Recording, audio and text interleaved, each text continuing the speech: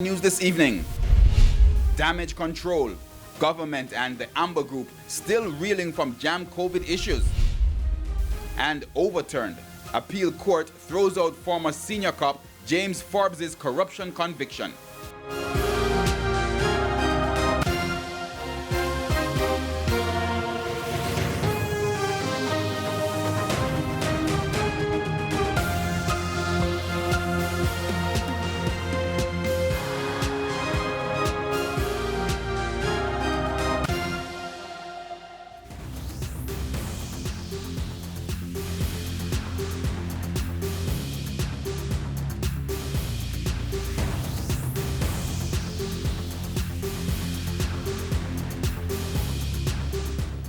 Good evening and welcome to Primetime News. We're live on air and online at onespotmedia.com. I'm Herman Green.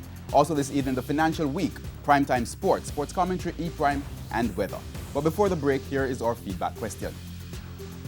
This evening we're asking, what are your views on the return of athletics to Jamaica tomorrow? Share your comments online, facebook.com/televisionjamaica, or tweet us at televisionjam. Please stay with us. Primetime News returns right after this break.